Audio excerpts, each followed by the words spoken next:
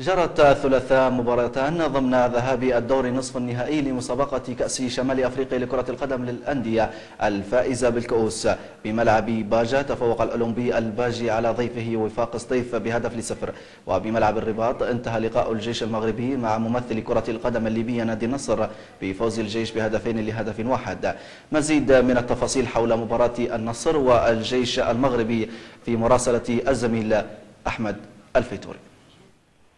خطوة فريق النصر الليبي لكرة القدم الأولى في منافسات بطولة كأس شمال أفريقيا لحمل الكؤوس كانت ثابتة وإيجابية رغم الخسارة أمام فريق الجيش المغربي في العاصمة المغربية الرباط ب2-1. ملعب الأمير عبد الله استقبل مباراة نصف نهائي بين الجيش والنصر بإدارة طاقم تحكيم جزائري يتوسطهم المختار أمالو، ودخل النصر بطريقة 4-5-1 معتمدا بها المدرب خالد القماش على فاعلية خط الوسط الدفاعية، ونجح فريق النصر في فرض أدائه على المغاربة الذين استعصت عليهم الحلول لاختراق دفاعات النصر الذي اقترب من مرمى حارس الجيش في أكثر من مناسبة سواء من الكرات العرضية أو من الكرات الثابتة. وفي الدقيقة 41 من الشوط الأول تم طرد ظهير أيسر فريق النصر عبد الحكيم المادي إثر تلقيه للإنذار الثاني، وكاد النصر أن يدخل إلى فترة الراحة متقدما، غير أن العارضة كانت الحائل بين الكرة التي سددها خالد حسين والشباك المغربية.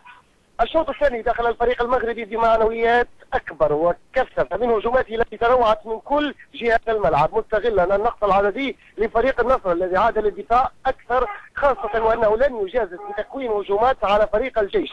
وكان حارس صلاح الفيتوري متميزا في هذا الشوط حيث أنه أبعد كرة خطيرة من الجيش وبقى الحال كما هو عليه إلى الدقيقة 72 حيث سجل فريق الجيش الهدف الأول في المباراة من خلال ركلة ركنية حولها مراد فلاح برأسية داخل مرمى النصر. وبعد مضي 3 دقائق من هدف التقدم كان المدرب خالد قماش أشرك المهاجم أنيس زغب بديلا لأحمد عبد القادر، وبعد 4 دقائق من دخوله استطاع أنيس أن يحقق هدف التعديل من تسديدة من على بعد حوالي 20 متر، موقعا على هدف التعادل ومظهرا قدرات فنية لأن الهدف كان جميلا.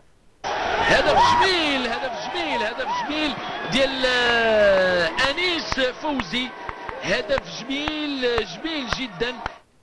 بديل آخر بعدها قام بتسجيل هدف، ولكن هذه المرة في جهة الجيش، فالمهاجم المغربي الصغير أحمد خليل تمكن من الوصول إلى مرمى النصر بعد دخوله ب5 دقائق إلى ملعب المباراة وبالتحديد في الدقيقة 83 مستفيدا من تمريرة زميله داخل منطقة الجزاء محققا بها الهدف الثاني للجيش المغربي لتنتهي المباراة على هذا النحو، فوز الجيش ب2 مقابل هدف وحيد، ويبقى هدفا ذو أهمية كبرى خاصة وأن مباراة الإياب ستجرى بعد أسبوعين في ملعب الشفيز في مدينة بنغازي.